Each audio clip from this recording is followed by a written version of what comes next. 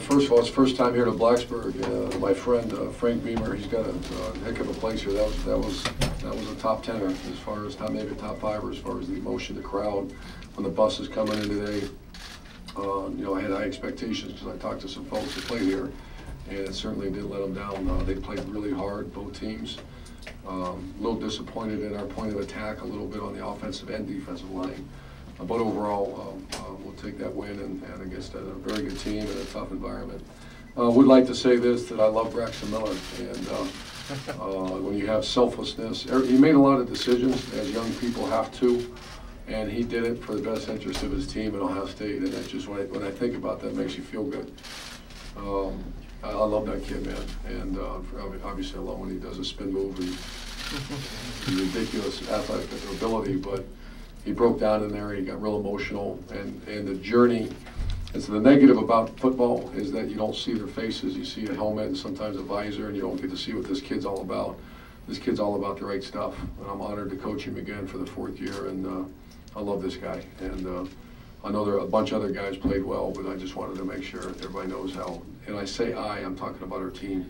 The guy got the 3rd most votes on our team as far as being a captain. That tells you how much our guys think of him. But I'll answer any questions. Front row, Bill. What was behind this? What enabled you, or what caused you to pick Cardale on the JT? Very close. Didn't really. We met twice along the journey in training camp, and he was ahead, and JT really closed it and almost nudged back. But the way I looked at it, Cardale finished the season. Statistically, it was about identical.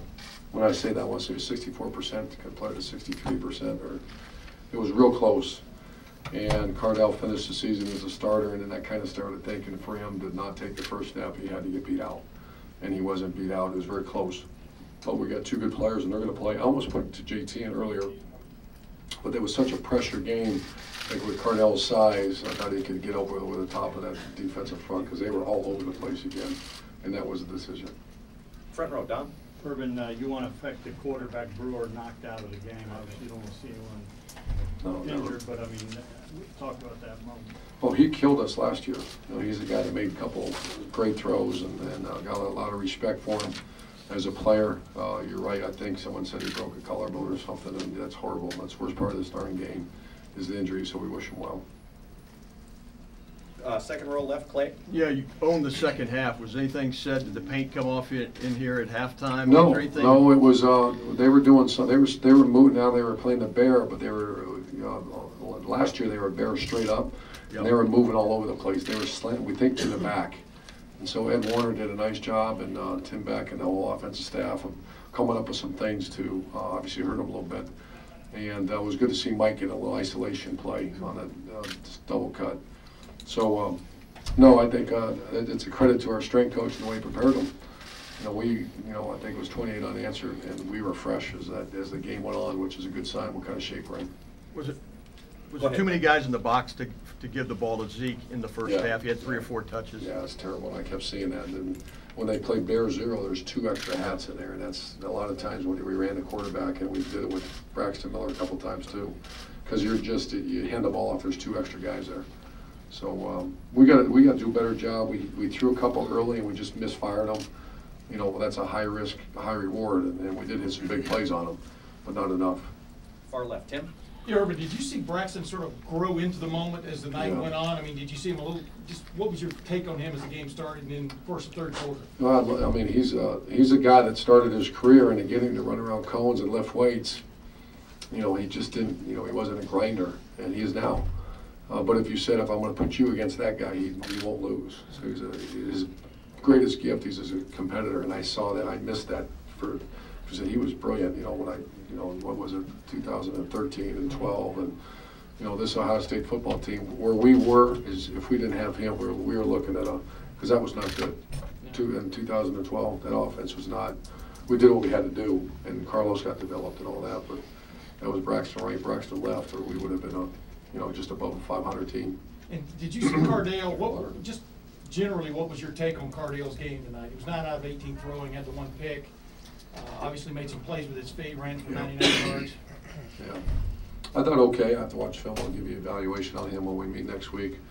I'd expect more, you know, the turnover, you just don't do that, you know, when you throw late across start scrambling around. But, you know, once again, it's a good team we played against, so we'll take it and get better. Steve. Hey, Coach, you guys are down at halftime, and place is kind of buzzing. They maybe think they're going to upset you guys, and just how important was the play that Braxton made? Not many guys in college football could probably make that play, get open, get down the sideline, and just that kind of. Yeah, we had a couple of misfires though, and that, like I said, they dare you to. You know, you have to be able to bust through that first level, and that's why it was Zeke. You know, Zeke only had 11 carries. That's not enough. We got to give him 20 touches, but you have to get him off you to pay the price. And when you're 9 of 18 throwing, that's not good enough. So you know. But anytime, to answer your question, when it's a close game, you have to have athletes bust you out of it, and we did that today. Left side, Ari.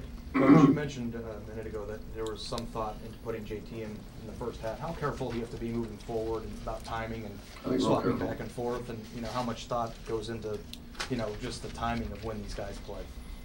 There's really not a formula, and that's I mentioned. I think I told Kirk. You know, I said we're gonna in my opinion at that moment, because you can't have too many people's input. Because everybody, all it does is confuse the situation. If in that situation to drive the ball down the field to score, who should be in the game?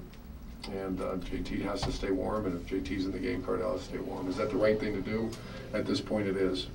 Will that change and adapt throughout the year? I don't know. Remains to be seen. Last couple of questions. Doug, over here to the left. Urban, how did Cardale and JT handle everything? Unbelievable. And how did the team, do you think? How did they handle it, and when did you tell the team? I did not tell the team. You know, it's. I think we operate under the premise of 9 units strong, and the corners need to worry about the corners and play really well. The linebackers need to play really well as a unit, and I have to give a lot of credit to our coaching staff and the leaders. It doesn't matter who's back there, because Braxton played. I want to say 5 or 6 staffs at quarterback too, and that's the good thing about this team right now. The culture. I want to keep by saying this. I want to bottle it. It's really good. They're into it, and there's no locker room issues or who's the quarterback and all that. None of that, zero. And both kids handled it great. You know, both of them said when I talked to them a week before, I just said before I announced, they said whatever we can do to help the team win. Second row right, Mark, go ahead. Yeah, what again when your defense do a good job getting some pressure on Brewer, and on the flip side, after giving up these backs to the Hokies last year, what did you guys do a good job of protecting the quarterbacks? The first question is about how did we get pressure? Yeah, pressure. Well, we had a bunch of new guys starting. Tyquan Lewis and Sam Hubbard started new. We had Tommy Shutt, so 3 of the 4 starting were new on the defensive front. Darren Lee, you know, you probably need to ask Luke that, and Chris Ash. I just saw him pressure the quarterback before time with you know, the transition offense quarterback. I'm really devoted right now to offense, and I hear 3rd down and turn around and go. So that'd be a good question for Luke, but I saw us pressure him as well. And on the flip side, your offensive line doing a good job. Oh, I thought we did average, to be honest with you. I didn't think we played. It all depends on your expectation level, and ours is. And they'd be the first one. I'd be disappointed they came and said, "Boy, we played great." Not taking anything away from that talented. There's a high draft pick in there that the defensive end. He's going to be a late first, early second on here, and he plays like it. So they're really good, but we got to play better. And one final question, middle back, Andy. How cognizant did you have when we were talking about or thinking about maybe putting JT in earlier of if I go with a quick hook, it might hurt Cardell's confidence getting up on his shoulder? A lot of thought. You know, I'm gonna have a constant conversation with them. I think he would know that's not because there might come a time we have to do that. And that's something that, you know, this journey is gonna be interesting. We gotta make sure that and I'm not screwing it up. That's a great question. Right now, I don't have an answer. Great, Coach. Thank you very much.